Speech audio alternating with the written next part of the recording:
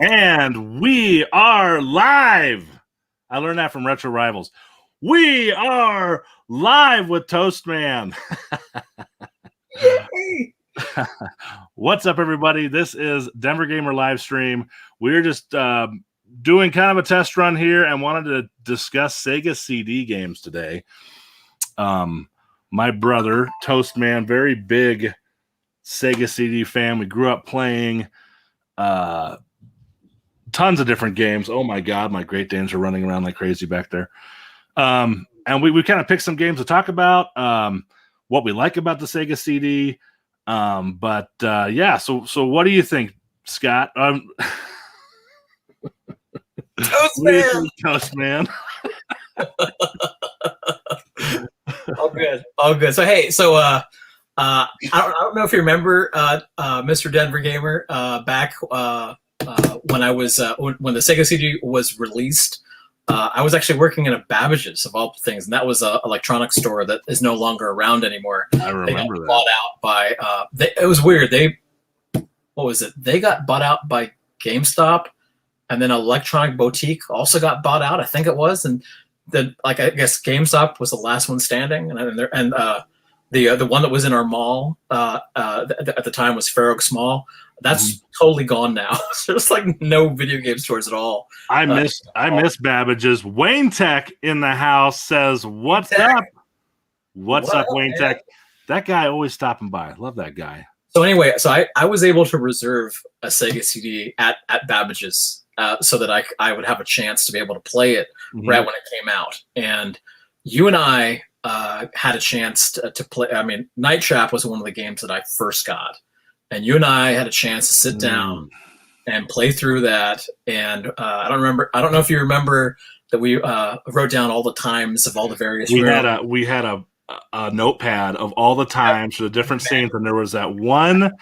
Remember that one scene where two people died in the separate things, and you had to switch back so quick. You had to like set the trap in one and then switch over and get into the other scene. And it was like impossible. But there was a way to do it. I actually figured it out. I was able to do it perfectly. I did it perfectly like a couple of times. So you and I were able to beat the game and like see the ending. But that was like one of the early things that you and I played.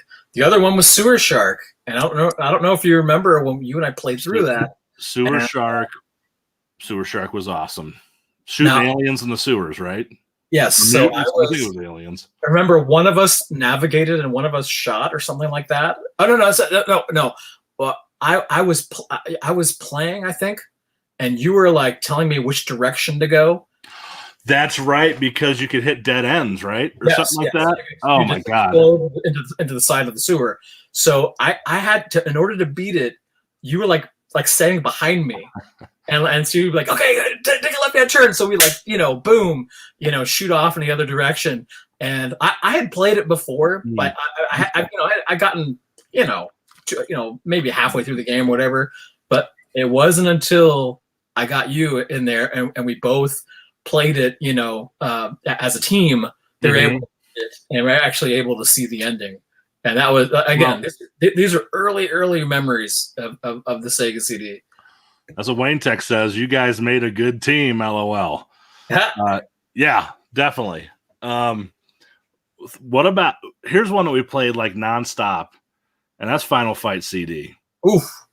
I remember reading about this in the magazine. I think it was Game Fan.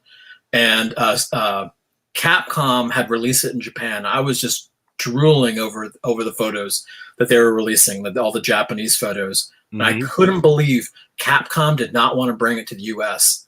And I was just like, what are you doing? And Sega goes, oh, no, that's okay. We'll bring it over. So Sega published Capcom's game in the States. And I remember I had pre-ordered it and everything.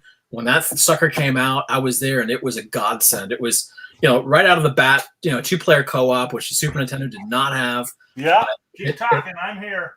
I played like a dream. I mean, responsive controls. Now, people often give it like the color scheme, a heart, it's all washed out or whatever. But I don't know. I thought it looked pretty cool on a limited Genesis palette, and I thought they did a great job with recreating the arcade version because the palette. There it There is. you go. The Ian palette Burke, may have suffered Ian some, Burke, but he's too young for the Sega CD. Didn't mean to interrupt you there, but too young for the Sega CD, but he did play the Dreamcast more than he should have. Sorry. There's a copy of it.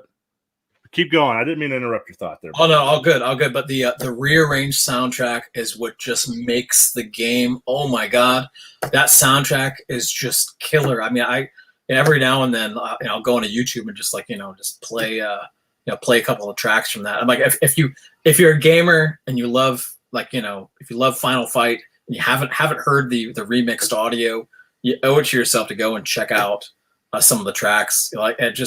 Just amazing job that they did on that. They added like a time attack mode and other things too. But they in a lot of ways, really polished up the game. Obviously it's a console release, so there's only so much that they could do.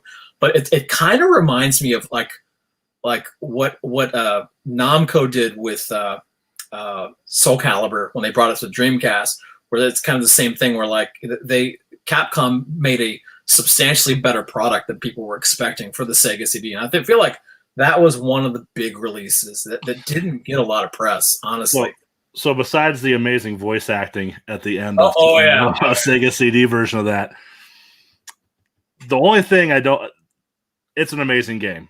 It is the best version of that game that we talk about on home consoles. But, with the rearranged soundtrack, it's even arguable that it's as good or better than arcade. Some people think so, but the thing I don't like when you go back and you play the arcade and you listen to the sound coming out of that, it's like it's hard. It's hard to play it after you play the Sega CD version. So this is the Mega CD version, and I think this is really the ultimate version because this didn't have all the censorship in it. Yeah, and they did some weird stuff with censorship too. It wasn't just taking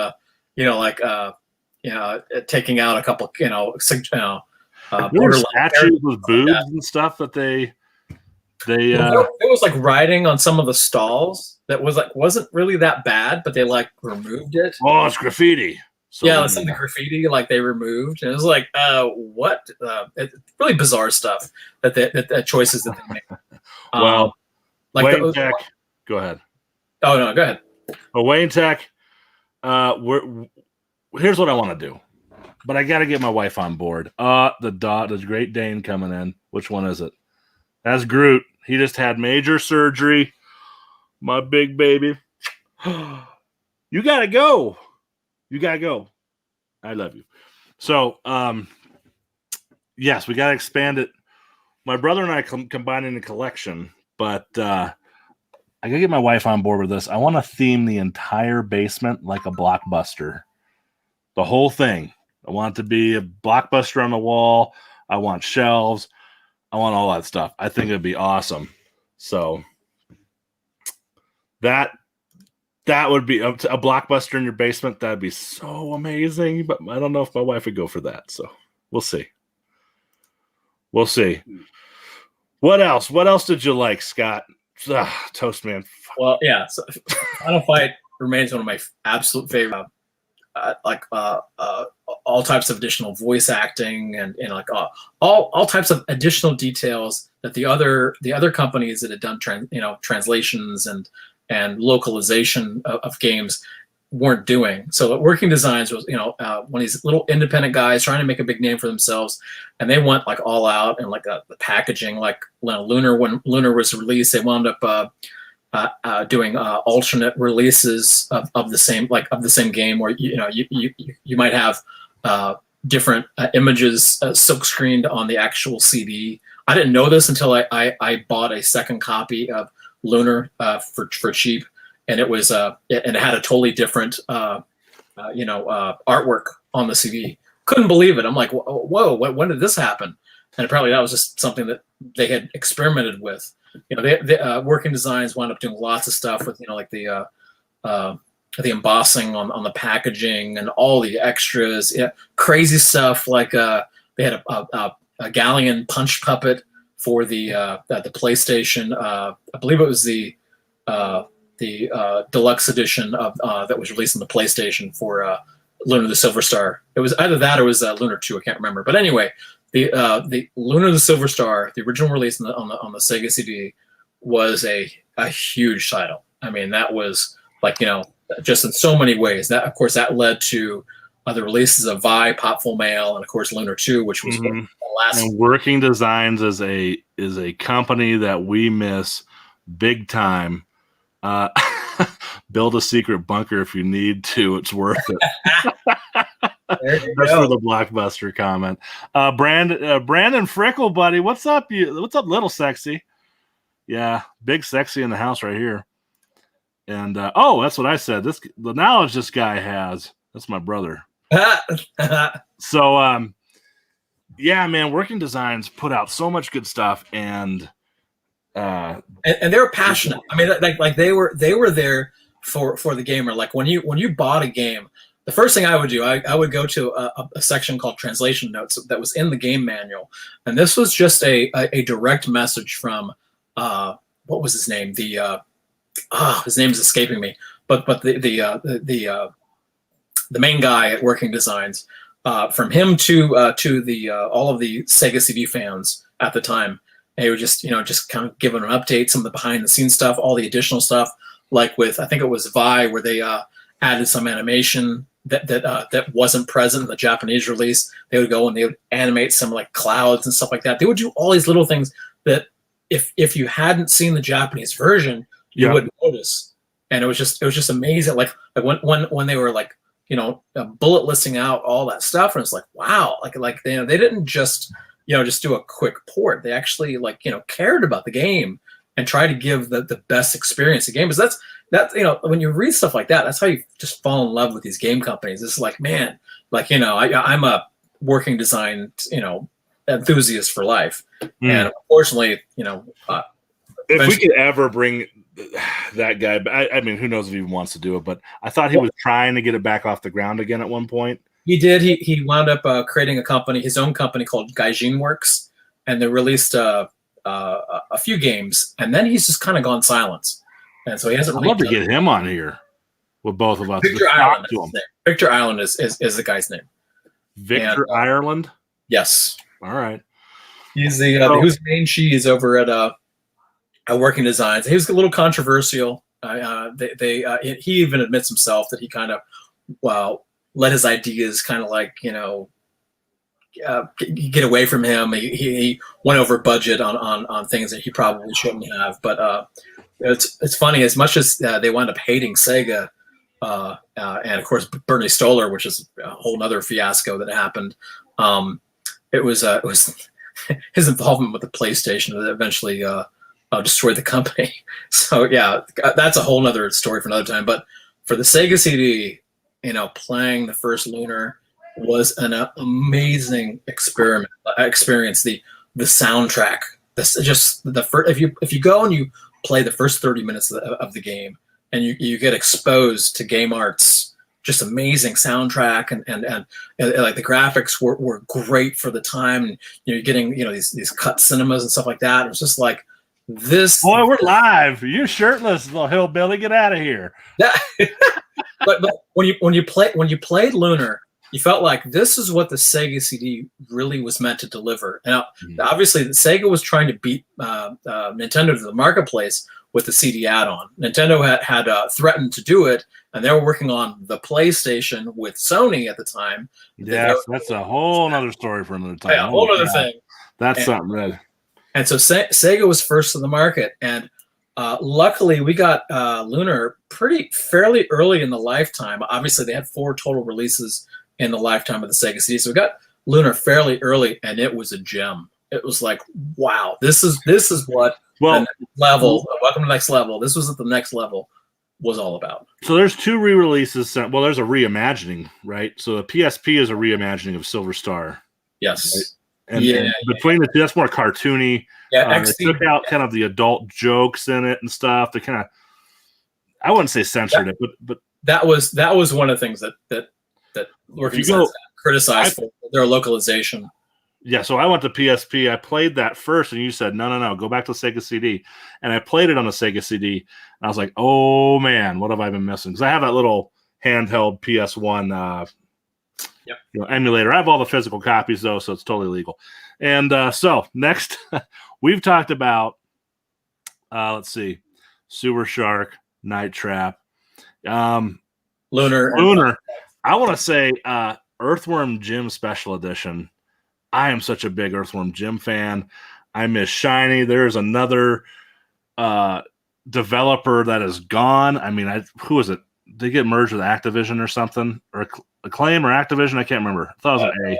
Who bought them? Yeah, they got bought up. I think it was Activision. They're in a vault somewhere or something. But Earthworm, now they didn't do it with the second special edition for the Saturn, which didn't have really much extra content, a few extra graphics.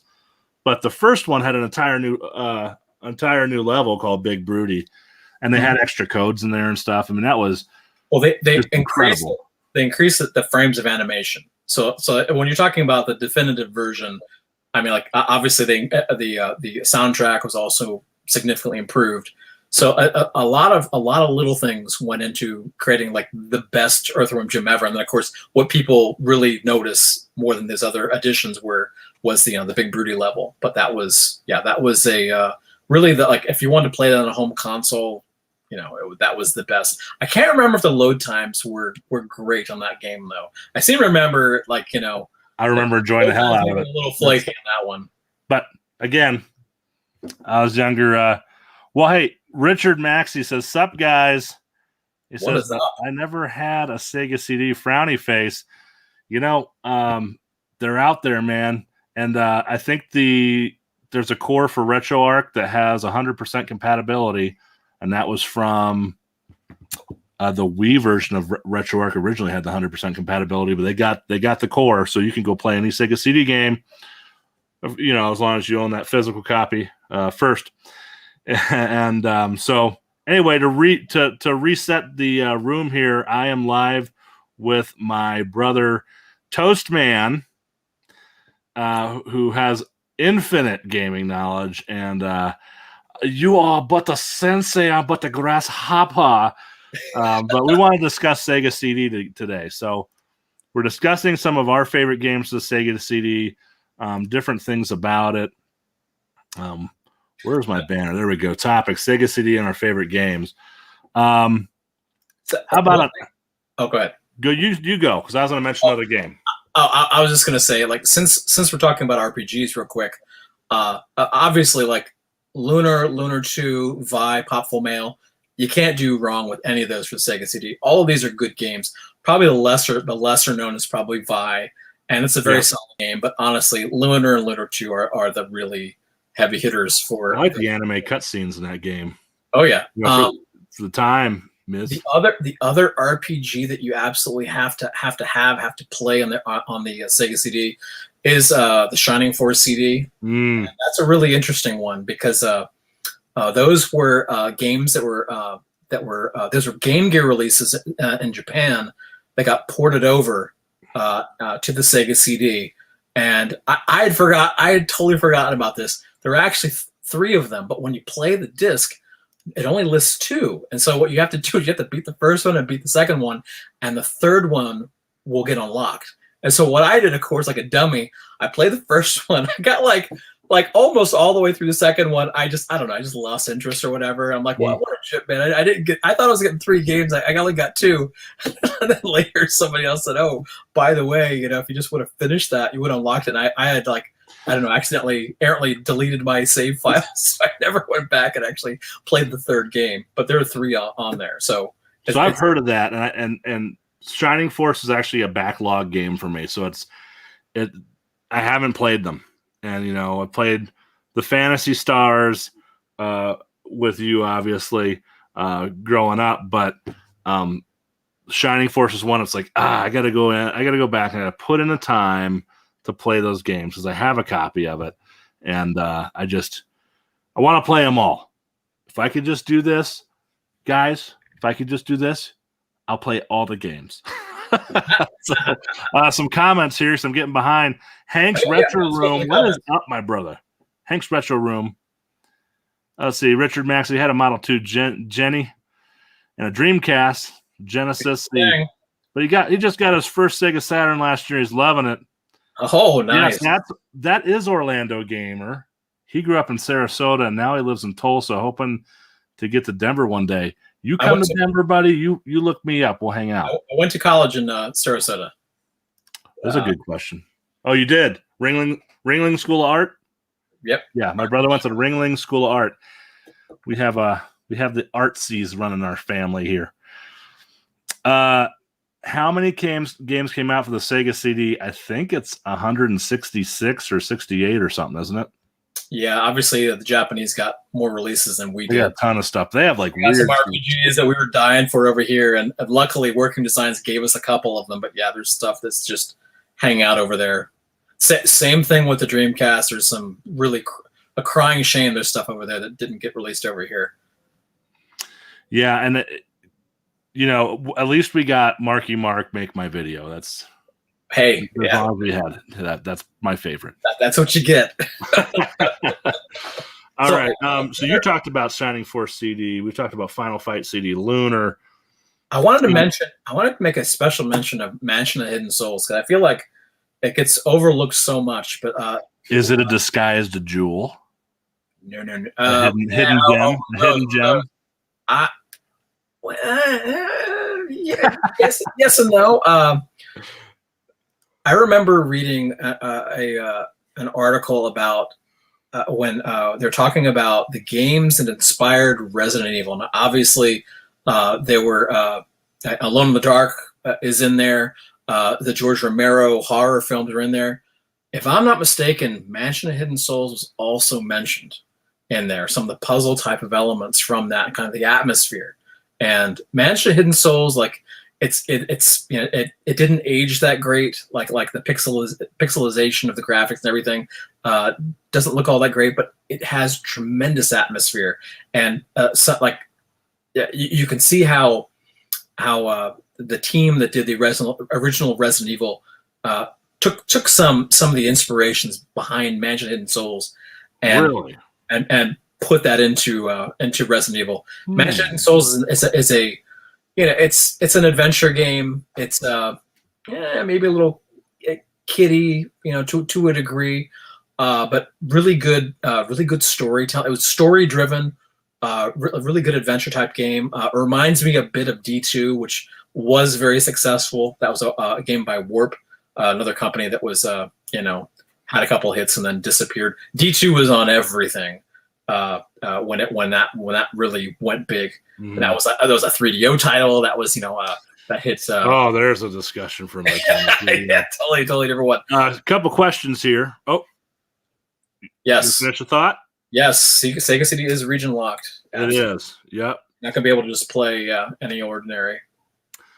What do we have complete sets of? Well, you have a near complete set of Sega CD. I can't think of what's missing, but there's gonna be there's like 10 games. There's some crap that I didn't want, like you said. I actually have the Marky Mark because of course I'm a big Marky Mark fan.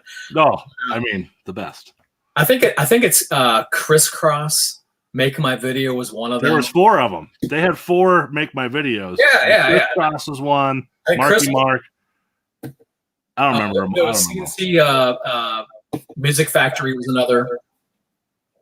I don't have that one. So it's like the crap I don't have, but like all the other good stuff. Well, that's the thing, like Squadrons, all that stuff.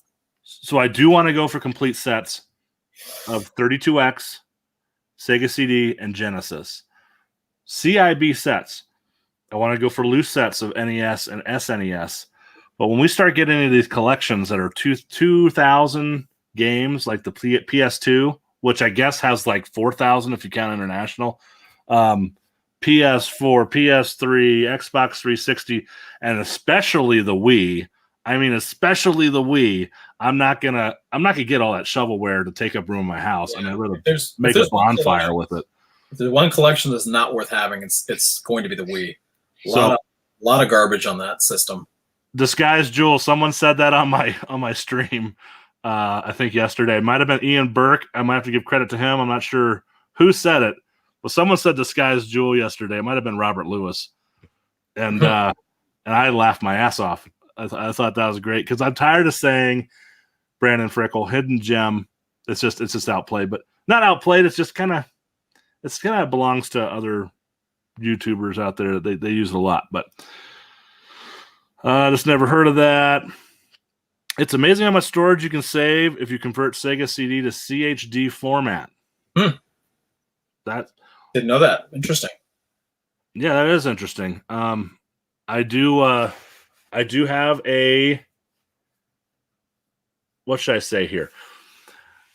I have backups of my physical copies available. That's what I'll say. And haven't had a problem with that. Seriously, limited space makes it tough to collect a ton of physical games. Dude, I hear you. And with some of the stuff like Sega CD, it's 160 game set. 32X, what, 80 games or something like that? 70, 80?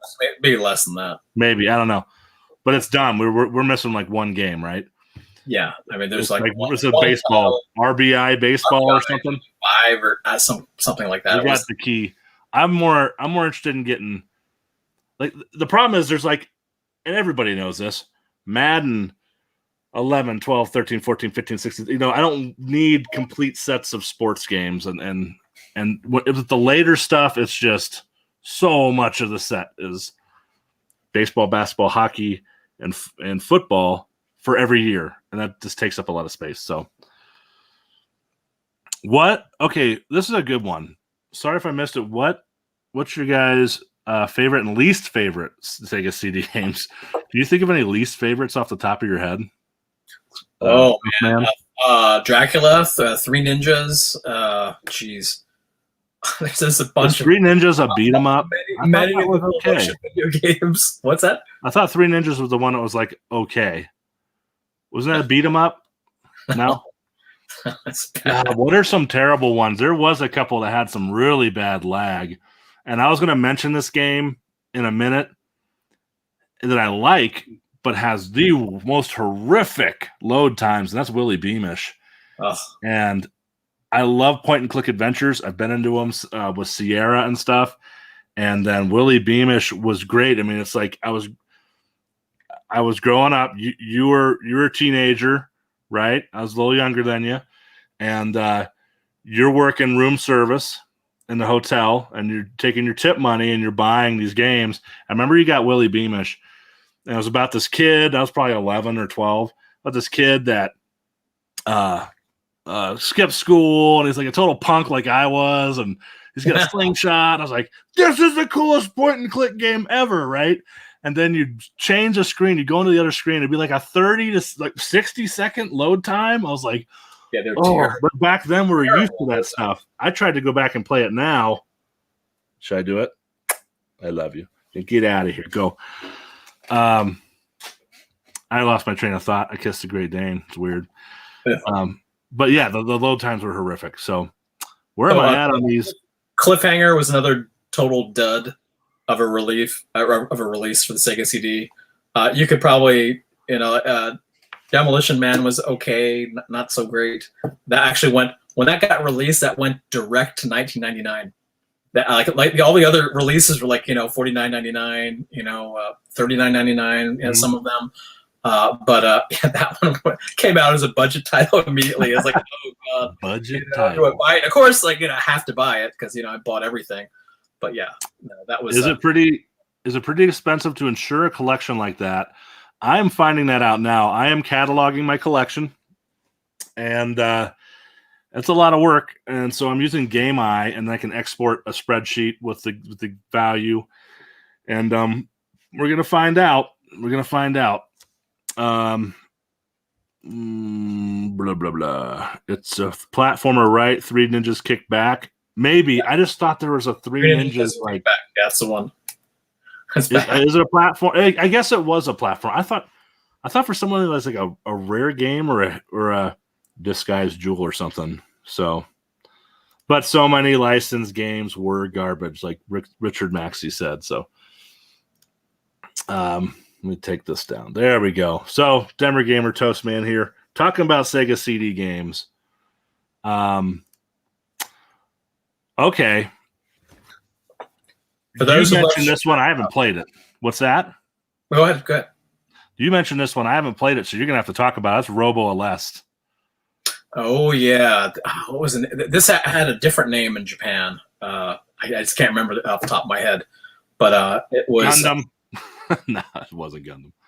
it's Nobunaga Mystical Ninja. It's something like that. I can't remember what it's got a long title, but it was released by Tengen over here in the U.S. As Robo Leste, and it's got this techno soundtrack that's just out of this world crazy, and it's just massive, boss fights, and it's a shooter game, and it's just awesome. I mean, it's just from start to finish, just an amazing release. It's in the backlog, man. Again, it's like you play it and you're like, oh, this is what was in store for me for the for the Sega CD, not like the full motion video crap that they just kept throwing out. Games like this, it was like, wow, like you could see it taking advantage of the storage medium of the CD, and having the CD quality music and everything, and it was definitely a level up from just the standard Sega Genesis releases. Even though like I feel like the addition of the Sega CD also helped improve the quality of some of the Sega Genesis titles later on in the lifetime. They were like, finding new ways to try to cram more stuff in to those cartridges. Well, oh man, the Aleste series is sick, says Richard Maxey. And then he mentions a game that is a key title, I think you would say. It's a very expensive game. It's the Game Gear Aleste. And he played it on his NT Mini Noir the other night, and it was fun as hell. I have not played that game yet either, so I need to go and play those. They're in the backlog. You know what I mean? I've got so many games in my backlog. But one game we did play together was Terminator, and Terminator was a great game for the Sega CD. Oh yeah, I mean the one knock against, I think, probably the Terminator was just the positioning, like being able to move the gun. At a certain point, you can't I can't remember. It's like you can't angle it down, if I'm not mistaken. It's like you'd have to just shoot straight or like up. We can't shoot like down. So like some of the levels, you take damage. Trying to shoot enemies that are below you. If I'm not mistaken, I remember there was a mechanic that was a little off with the control. Mm-hmm. Otherwise, man, I mean, like you talk about like the incredible soundtrack. Like there's a theme like with this. Like a lot of my favorite titles have great soundtracks. And Terminator, look at Tommy Tallarico did the soundtrack and included the title song as well from the movie The Terminator. So it's just one of the ones I actually wasn't thinking about mentioning this, but this is a great example, is NBA Jam. I first played on the Genesis, and then you get it on the Sega CD, and the voiceovers of Tim Kitzrow are so much better. It's like, he's on fire! Where in the Genesis, like, he's on fire, but it was just so much better. Like the sound, that's what it was about, the Sega CD. Even the opening scene where it's like in space, you know what I mean? And it says Sega CD on it, and that music you hear, I remember first hearing that, and you're like, man, the sound quality. I mean, that, of course, all of the updates to the graphics and stuff, but remember just thinking, Scott, Toastman, you haven't done it to me once. You have done it. My name's Chris, by the way. You have not done it to me once. I'm sorry. I'll bleep it later. You even did it yourself. Okay. Oh, by the way, Robo Leste is actually called Denon Aleste. It was the last as a follow up to Musha, which Denver Gamer has. Oh, who said this? You played Gunnack, right? They're distant cousins. I am looking for that for the NES like crazy, and it's so expensive. I think it's about a $400 game right now. And that is an amazing shooter for the NES. $1,200 game, so you're good. I know, I have. But yeah. This is great. NBA Jam with Bill Clinton was epic. That was so funny. Remember all the codes? Have you guys played NBA Jam on Fire Edition? They took the Xbox 360 game and it had some problems, and they re-released it digitally as the On Fire Edition. Oh my God, I'm going to do a gameplay video on that. It is epic. They brought Tim Kitzrow back. Incredible. But another game I really wanted to mention, and we beat this game, and that was Road Avenger. Mm. Oh my God. That game is basically, what do you call those? We have to hit the buttons. I was talking about the other day. Real-time events. Is that what they're called? RTE. RTE. Yeah. So like You gotta hit left, you hit right, and it's like a movie. And it's an anime where these 80s punk rockers drive your wife off the road and she dies. And it begins with your your wife dying. You're like, I'm out for justice. And then you open the garage door opens and you come out with your like Corvette or whatever, and you're chasing down these like it's honestly like Road Warrior, but not in an apocalyptic setting. And it's just chasing down the punks look like that. And then they're crashing and burning, and you have to push left, right, gas, brake. That's like it was like Super Shark. But that was, again, if you go play it now, the delay it's tough because it's like hit the button and you hit it, and then it like registers that you hit it, and it takes a few seconds. Like, oh, here's the next clip. Richard Maxey, I probably played NBA Jam more than any other game on my Genesis. And it's expensive, but it's great. Also, a distant cousin is Musha. Oh, he's talking about to Les there, but yeah. So Rebel Les. Quick time events. Quick time events. Yeah, QTEs. That's what it is. I was like, real time events? Yeah, you're close. Thank you. QTE. Thank you. Yeah. So Dragon's Lair, Space Ace. You had Cobra Command, which also got released to Sega CD. I forgot about that one. Cobra Command. You had totally forgot about that one. Oh my God. Another one released to Sega CD.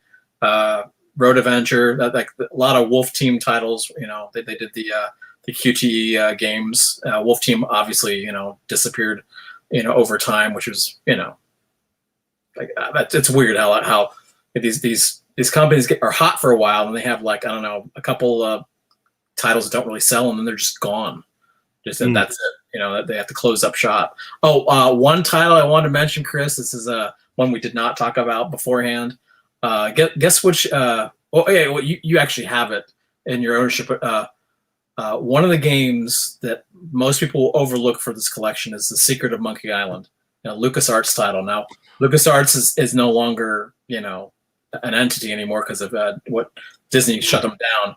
So that title, I would imagine, would be worth more and more as time goes by. It is. I have the prices pulled up here, and I saw that was up there. Where is it?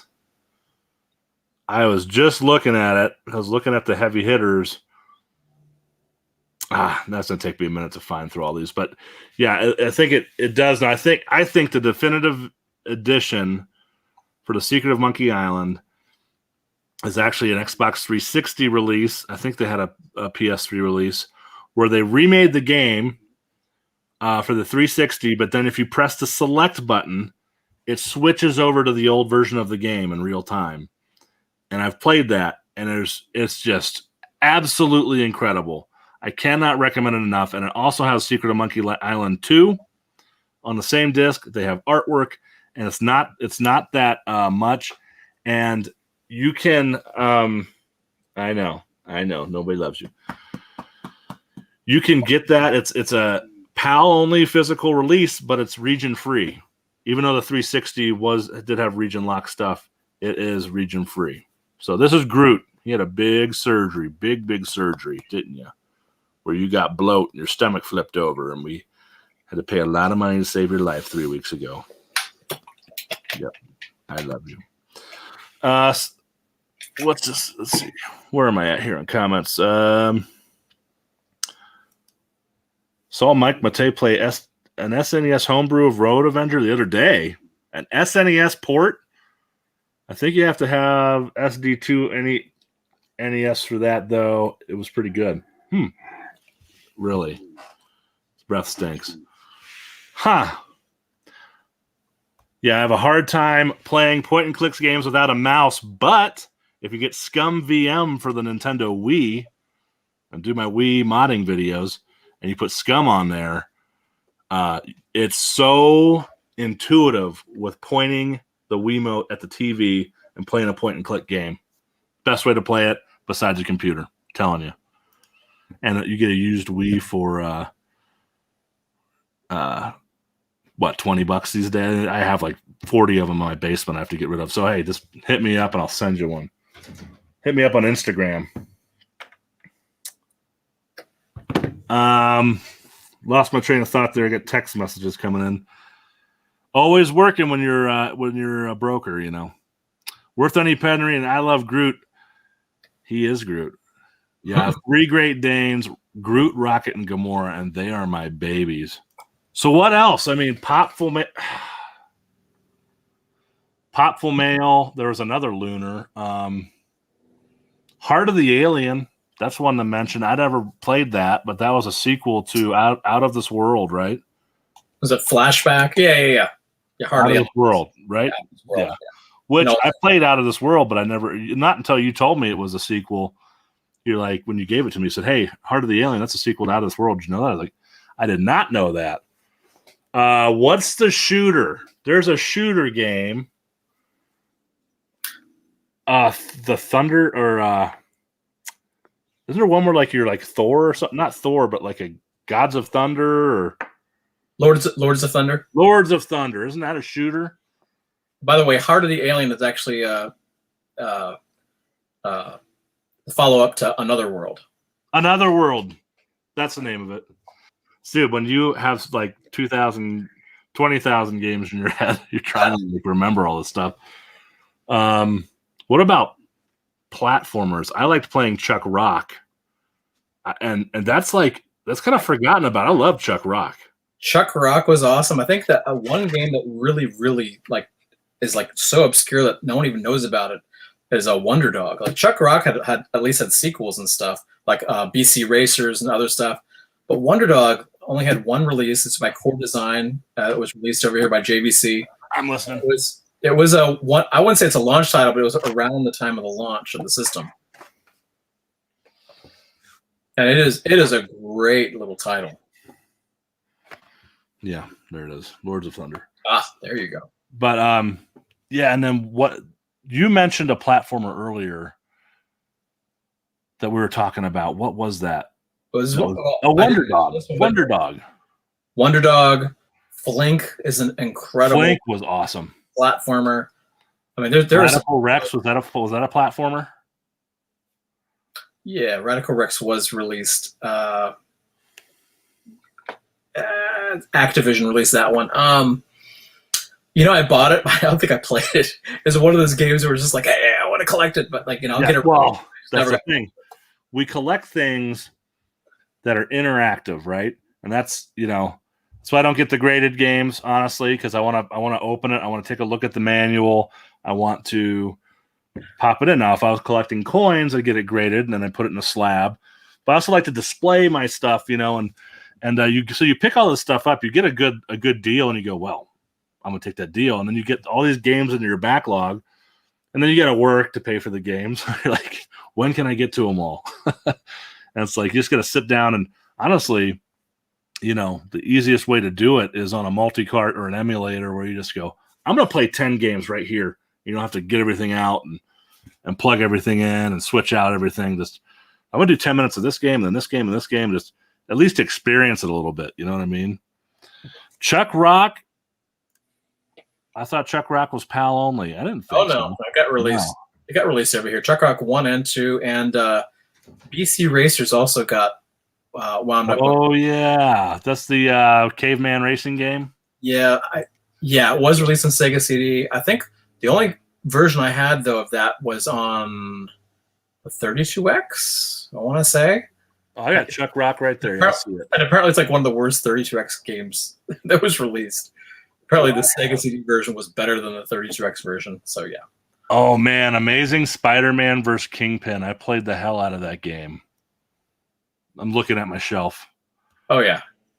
That was Batman Returns is kind of like a mixed bag for me. I like the levels with the Batmobile, but when it switches over to the Batman, the platformer levels that you'll find in the Genesis cart, and those are kind of just not great. And it's really, but there's an option there where you can just play the Batmobile levels as its own game. Really? Yeah, you can go in and you just play that as just What? yeah. I don't remember that. So yeah, That's you don't have to play crazy. the platformer part of it. And that's what a lot of people suggest. Like if you really want to enjoy the game, just like turn off the platforming levels and just play. I don't think we talked about it yet. Okay. Sorry. Having an inner memory failure. Snatcher. Did we talk about Snatcher yet? We did not. Oh my God, I didn't really that play a lot of game. it, but apparently you did. What's that? I didn't play a lot of that game, but apparently you did. I did. Cyberpunk, basically a straight rip off of Blade Runner. There's no question about it. I mean, also anamorphic. They call it anamorphic characters. Like you get kind of animal sort of kind of characters in there. Just it's such an outside the box thing. I think Hideo Kojima was a big part of that, right? That and Police Knots. Now, Police Knots never got a port over here. There is a fan translation that's amazing. Of course, that was Saturn, but I would love to see them come out and put Snatcher and Police Knots in a 2-game package for like PS4. Obviously, we're in the PS5 now, or whoever to do it. But damn, both of those games are just, I wouldn't say Snatcher's forgotten. Police Knots is not a lot of people talk about it. I would say the chances of that are just about nil because of Konami's handling of Hideo Kojima. Oh yeah, totally. I mean, they kind of just booted him right out the door. Yeah, I don't know what happened there, but I never understood all the politics involved with them getting rid of their most prized developer. But whatever. So unfortunately, I don't think it's likely that we're gonna see something like that.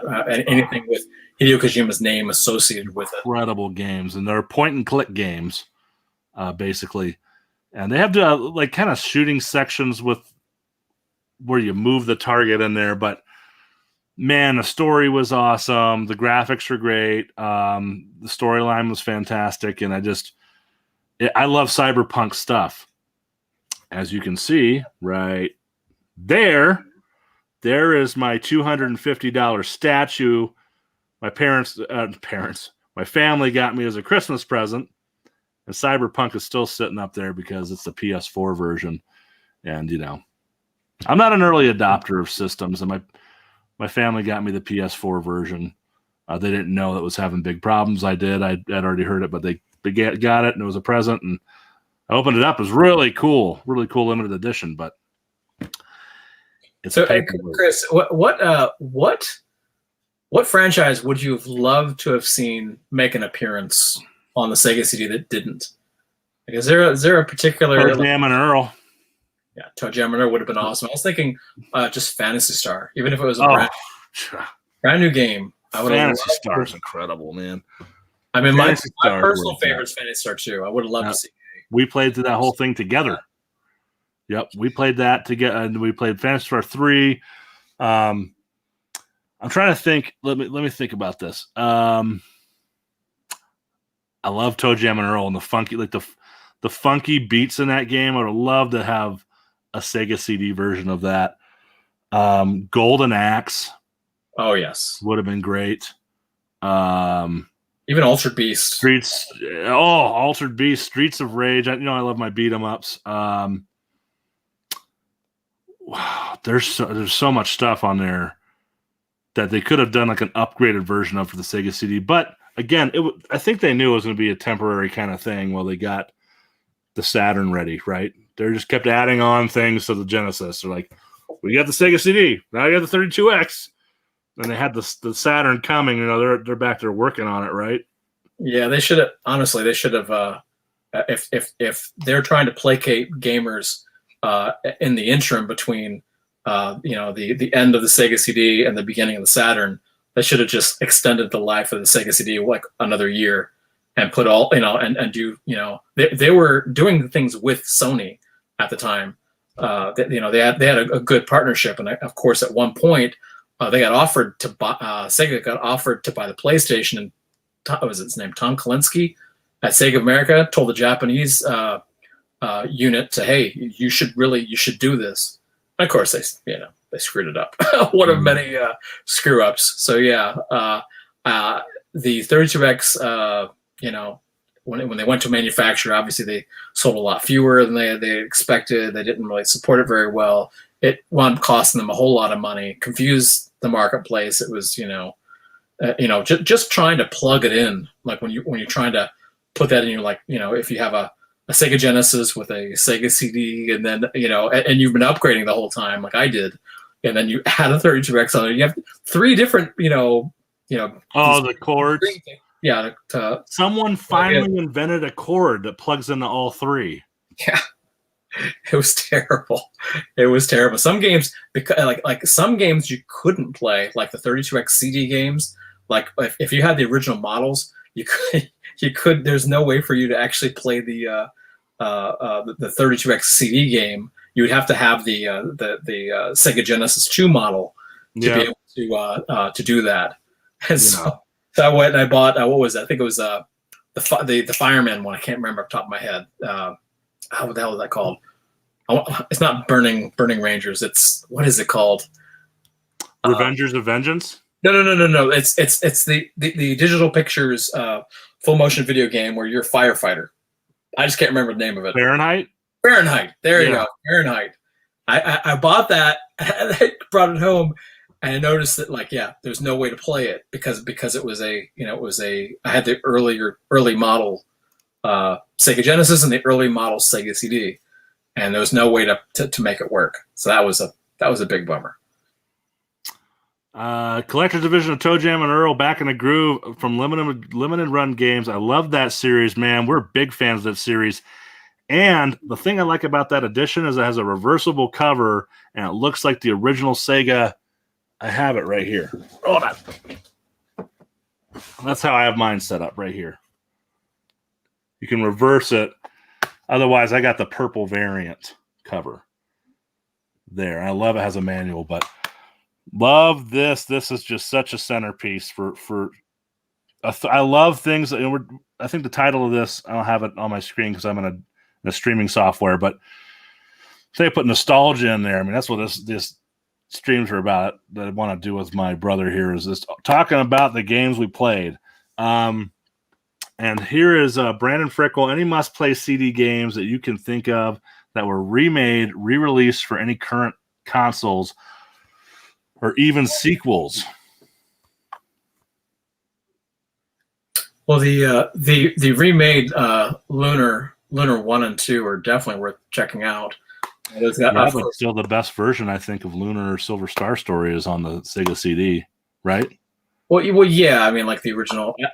I personally prefer the original, but the Lunar Complete really is spectacular. Like if you've never played the Sega CD version and you want to, and this is your first time playing it with all the extras and everything, if you can locate the PlayStation re-release of that. That obviously it's not a current system. Oh, the PS1, yeah. PS1 version is really, really good. Not a current system though, obviously. Actually, Brandon Frickle's way in the PS1. I don't know if you can play that from the PS store or the PlayStation store on your PlayStation 4 or 5. And it might be in there. I don't know. Well, he says he did play that on the PS1. Off the top of my head, I think the Sega CD, there's a lot of stuff in there. Most of the stuff we talked about didn't get. The stuff we talked about didn't get, re-releases. I'm looking at my shelf here. Android Assault, Dark Wizard, Dungeon Explorer. What is that one? The Skull Keep game, Dungeon 2. Flink, Hardly Alien, Heimdall. Lodestar. I don't think any of these. Rise of the Dragon, Sylpheed, Sonic CD. That was a great game. But I don't see any of them that I would say like Sonic CD is part of some of these collections. Yeah, that's just such a mainstream. I think everybody knows that. But I'd love to see Road Avenger redone. But anyway, yeah, I can't think of anything. Sequels. Night Trap. Night Trap was re-released. Oh, Night Trap was PS4. No load times, right? Yep. And that has a strange story all in itself too. Some guy was that he was capturing video from I can't remember. It was like capturing it from YouTube, or he's capturing it like secondhand, and then he was putting it together as like a brand new game, and like he caught the attention of like the original the original developers who had lost, I guess, the source code and stuff, and so they were able to reassemble the whole game in a very unorthodox way. I mean, that's like, again, like I'll have to go back and rewatch the making, the remaking of the what was released. But yeah, it's really bizarre how that was actually released. It wasn't as straightforward as it sounded. So here's a comment, and I want to piggyback on this comment. So Richard Maxey says, I was very confused when the 32X came out. I was like, didn't they just release the Sega CD? Sorry, got bronchitis right now. These consoles are expensive when you're 10 years old.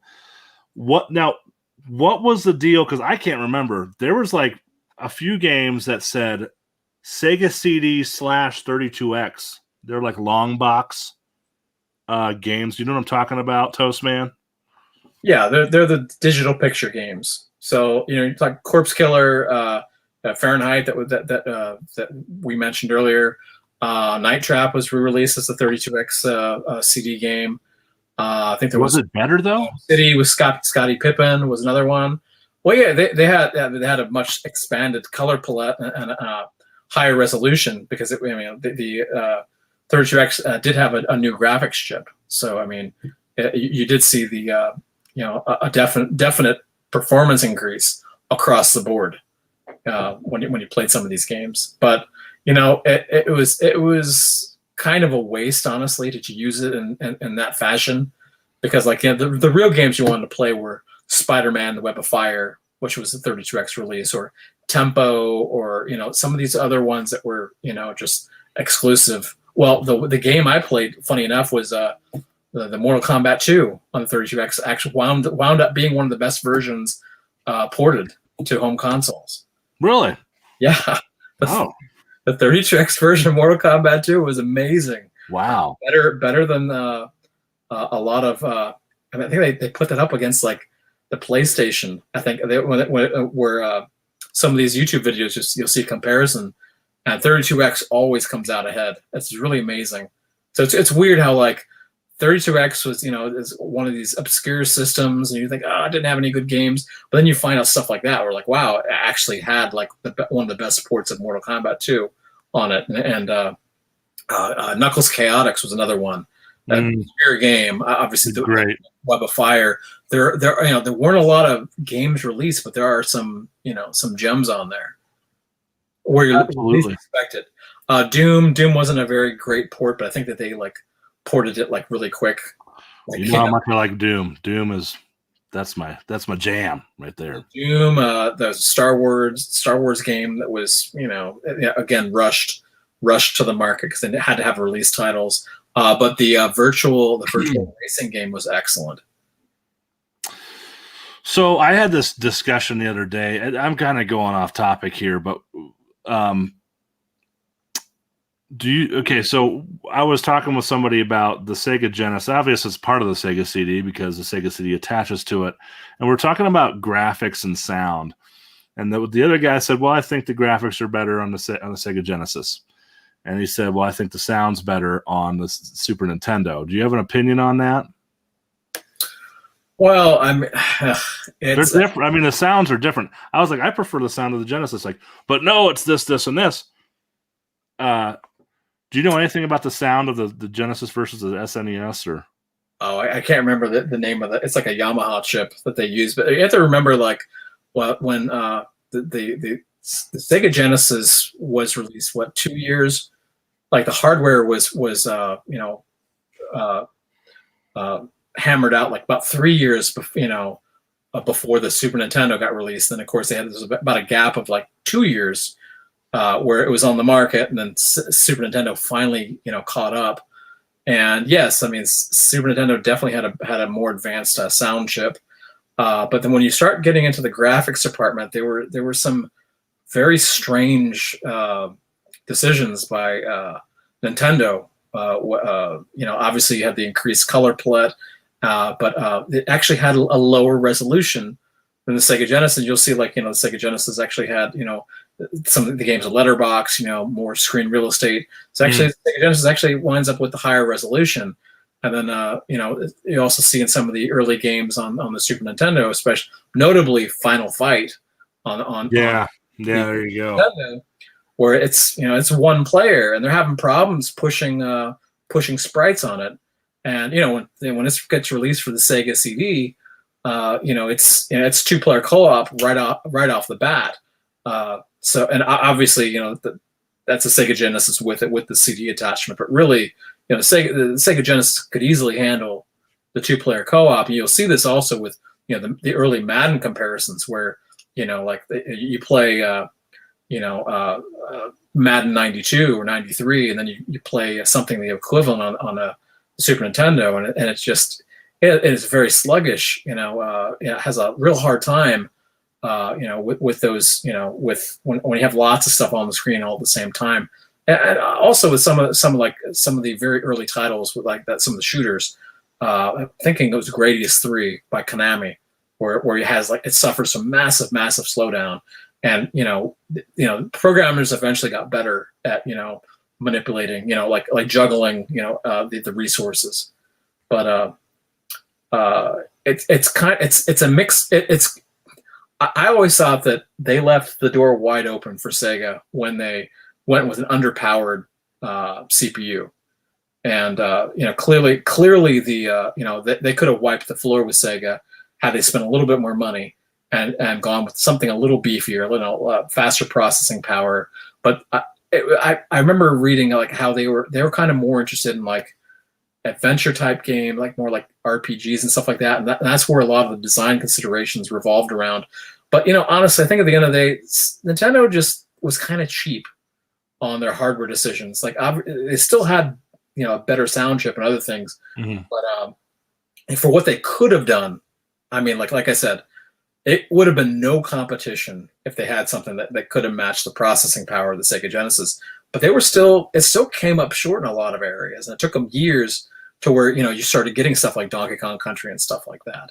So it's weird where you'll see the same game release on both systems, and then they did come out with the Super Effects chip at one point, and Sega had their own chip for the virtual racing as well, which I think that was the only game that actually. Right. See, you are a well of knowledge, my friend. Or remember Star Fox, where Star Fox had the. Oh yeah. That was it. That was going head to head with Silpede on the Sega CD, and the reviewers on GameFan and was it VGE, Video Game Electronics? They were doing all the coverage on it, and it was split how the Silpede got knocked because it was basically kind of just using pre-rendered and it was I don't want to say it's more like QTEs, it was kind of like you push right and left, but it was more of a rail type of shooter where had very distinct paths and stuff, and of course Star Fox was you can go anywhere and stuff, but there were still goals, and so Silpede got knocked, even though it was breaking new ground in other areas. And everyone flocked to Star Fox, and Silpede got all the bad reviews. And that was kind of a weird thing where like it wasn't really an apples to apples comparison. So that was kind of one of the weird things. And I think honestly, if you go back and you play Star Fox today, it's kind of like the Super Nintendo versions. It's kind of hard to look at the visuals. It's very very flat polygons. It was like, oh god, this looked terrible. And I think Silpede still looks pretty good, by comparison, but two very different games. So, I don't know if I even began to answer your question, but it's a whole bunch of. Hey, that was a whole bunch of whatever. And then this and this and this and this. So I want to mention two. So we're at the hour mark. I want to mention two other games, and call it, because I need to go watch a movie with my family, and I got dog surgery in the morning. The old nuts are going there on one of them. So the two other heavy hitters. Start with the Space Adventure. That is basically a point and click, right? I haven't played it. I haven't played it either. I just collected it. That was what it was like. I'll get around to it. And of course, I watched. Well, there's also Time Gal. Aren't they? There's also Time Gal as well, which another one I forgot that's another one I wanted to mention as well. That's Time an awesome Gal? game. Time Gal. Yeah, we mentioned that in the QTE games. So it's like, Oh, did we? Oh, okay. Cobra Command, Time Gal. Yeah. Yeah. So I guess we don't know about every game there, but Time Keo Gal, Flying Squadron. I did play Time Gal. It's really nutty, very, very Japanese. Excuse me, Japanese, and Very, not for everyone, but it is kind of comical, kind of, it's weird Japanese, humor. Yeah. humor. Yeah. So if you're a big collector, you'll have fun with it. But I think you might play it like once and be like, okay, I only watched some gameplay of the beginning of the Space Adventure. I need to get that one under my belt. It's a backlog game for me. But how about Keo Flying Squadron? Oh man, I had so great game. My roommate at the time when I got Keo Fighting Squadron, he was a Filipino guy who was a Filipino American, and I didn't know he was a really hardcore gamer, because I would work with him and it was all business and stuff. He was also like a Olympic caliber runner, so he when he played these games, he would just play, stay up all night and just play through. He had this like Olympic type of mindset where he's an Olympic gamer. Olympic gamer, exactly. So he was taken with Keo Flying Squadron. Like, oh my God, this is like the best thing in the world. And I guess I can't remember a lot of the story. I remember it was about a girl flying around, and she had she was fighting for dinner or something like that. It was something. Yeah, it's a cute 'em up. It's a cute 'em up, and it's a cute 'em up. Yeah, he would just play. He would play and play and play through that. And I sat down, and within a few hours, he actually beat the game. He hadn't played it before. I couldn't believe it. He was able to beat that game in just a matter of I would say 3 or 4 hours. And he just it was funny because he was also one of these guys who wouldn't save his progress. He played these he was playing Panzer Dragoon Saga with me at the time on the Saturn. Mm-hmm. He would play these long sections, and he wouldn't he'd pass by the save points. I'm just gonna keep going, and he'd die. They'd be like, "Oh, no big deal. I'll just do it all over again." I was thinking to myself, what are you doing? I'm not an Olympic gamer. I'm a lazy gamer. I want my checkpoints. It was the same thing with Keo Flying Squadron. Bastard. He wouldn't even bother. I can't remember. I think there were passwords or something for certain levels. He wouldn't even bother doing that. He just played the whole thing over again. And so he and it gets much more difficult. I mean, it's a shooter, so it's you go through certain degrees of bullet hell in it, and I mean, it's definitely worth the time. It's a lot of fun. It's the kookiest story in the world. It's one of those games how in the world did this ever make it to the shore, to these shores? Because not a lot of these games are being translated. It wasn't like the Dreamcast days, or we got really strange stuff, because they were trying to be as as different as possible to make the Dreamcast appealing. We'd get stuff like Seaman and Seventh Cross and all these games that we just wouldn't see before the Sega Genesis days. So it was amazing we actually got Keo Flying Squadron, which came over from JVC. And most people don't know that JVC actually was the one manufacturing the hardware at the time. So they actually had a stake in all of this. And so they would release also. That's where the JVC XI comes from, right? Yes. So the JVC XI was a karaoke. There were two versions of it. The JVC XI was the cheaper karaoke style, Sega CD and Sega Genesis in one. That JVC got permission to karaoke, or what are you referring to? Well, it's got karaoke features, but it doesn't have the full. It does? Yes. So that's right. There's a karaoke disc that comes with it. Right? Disc that comes with it. I forgot about that. Oh my God. Yeah, we have to do some karaoke on the channel. And so the one that's got the full setup though is the Wonder Mega. The Wonder Mega is also, must be $20,000 thing now. Yeah, that was the one that got released by JVC, but I don't think it actually came here. But that's got much more of the karaoke type of features. But yeah, I want to get a Laser Active that has all of the the inserts, the Sega Genesis insert, the Pioneer Laser Active, had like 5 or 6 different like drive kind of things you could put in and play different stuff. Anyway, there's also like a boom box that was made. Has a Mega CD. I think that was European, maybe, or I don't know. Yeah, I think it says Mega CD, but then you have the CD. Blue. It's like a blue boom box, and you can plug the Genesis game in the boom box. That thing's like $10,000. Yeah, so you have the CDX, which I gave you, the CDX portable. I have 2 now. Portable. Oh yeah, 2. Okay, I got one in a lot. One in a lot. A box full of stuff for $100, and there's a CDX in the bottom. And then there's a Nomad, which you don't have, that I have here. A Nomad? Nomad, yeah. I have one that's got had a broken screen, and it's all jacked up. But I got that out of a lot, so I need to get it repaired or whatever. But the Wonder Mega was the the Sega CD version that was done by JVC, all on steroids. It's got all the karaoke features and all that stuff.